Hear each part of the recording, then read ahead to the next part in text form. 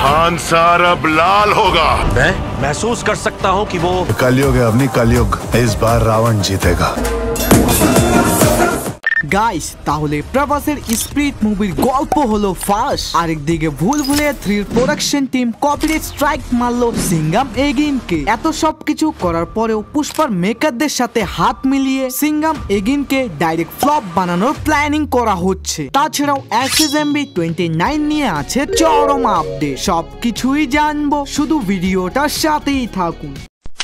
প্রথমেই কথা বলি পুষ্পা, সিঙ্গাম এগেইন এন্ড ভুলভুলাইয়া 3 মুভিটা নিয়ে। এক কথায় এই 3টা মুভি নিয়ে একটা মাথা নষ্ট আপডেট আছে ভাই। এই দিওয়ালিতে তো Singham again and Bhulbhulaiya 3 clash হতে চলেছে, যেটা নিয়ে আবার কার্তিক-আরিয়ান বলেছিল ইটস নরমাল, দুইটা মুভি ডিফারেন্ট ক্যাটাগরি। তাই আমার মনে হয় না অডিয়েন্সদের কোনো কনফিউশন হবে। যাদের যেটা পছন্দ তারা ওটাই দেখবে ভাই। এই কথায় আমিও একমত। 200 বছর আগে না, শুধু 2 দিন আগে সিঙ্গাম এগেইনের টাইটেল ট্র্যাক রিলিজ হয়েছিল, যেটা নিয়ে কারো কোনো প্রবলেমই ছিল না, শুধু টি সিরিজ বাদে। যাদের কাছে কপ ইউনিভার্সের প্রথম মুভি অর্থাৎ সিঙ্গাম এগেইনের মিউজিক রাইট ছিল, আর এক্স্যাক্টলি ওখানকারই 15 সেকেন্ড ব্যবহার করা হয়েছিল এই টাইটেল ট্র্যাকে, যেটা টি সিরিজ জানার পর ডাইরেক্ট কপিরাইট স্ট্রাইক মেরে দেয়। যদিও আপনারা এখন ইউটিউবে গেলে এই গানটা পেয়ে যাবেন, কারণ আবারও এটাকে এডিটিং করে রিলিজ করা হয়েছে। বাট ভূষণ কুমার হয়তো ভুলে গিয়েছে সিঙ্গাম এগেইনের প্রোডাকশন হাউস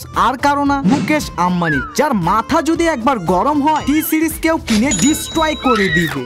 ভাই এত সবকিছু করার পরেও তাদের পেট না ভরলে টি সিরিজ এ ফিল্মস এর সাথে হাত মিলায়। তারপর এ ফিল্মস ডাইরেক্ট সিঙ্গেল স্ক্রিনদের মালিকদের বলে দেয় তোমরা যদি ভুলভুলাইয়া 3 কে নিজেদের হলে না চালাও তাহলে পুষ্পা 2 কেও তোমাদের হলে চালাতে দিব না। ভাই সিঙ্গাম এগেইন বক্স অফিসে হিট হোক বা ফ্লপ হোক, পুষ্পা 2 তো সব রেকর্ড ভেঙে দিবে। তাই কেউ জেনে শুনেও কি এত বড় একটা সিনেমাকে নিজের হল থেকে হাতছাড়া করবে? তাই বাধ্যতামূলক বলুন বা যাই বলুন, ভুলভুলাইয়া 3 কে সিঙ্গাম এগেইনের থেকে 70 থেকে 80% বেশি সিঙ্গেল স্ক্রিনে চালানো হবে। বাকি যে যতই চালাকি করুক না কেন, আসল উইনারকে ওটা তো আমরা 1 নভেম্বরে জানতে পারবো।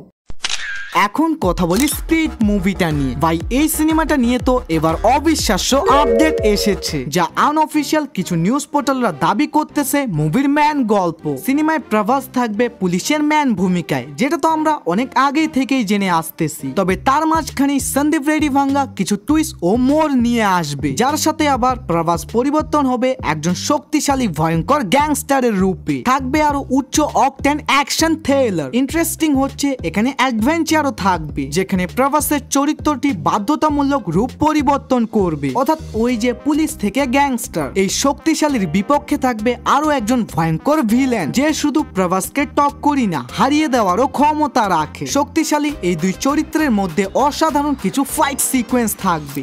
আরো এদিক ওদিক কিছু নর্মাল স্টোরি লাইন ছিল, যেগুলো আপনারা এই নিউজ পোর্টালটাকে দেখে রিড করতে পারেন। এবং বাজেট কিন্তু পুরা 400 কোটি রুপি, যেগুলো নিয়ে সামনের বছর ধুমধাম করে কাজ শুরু হবে।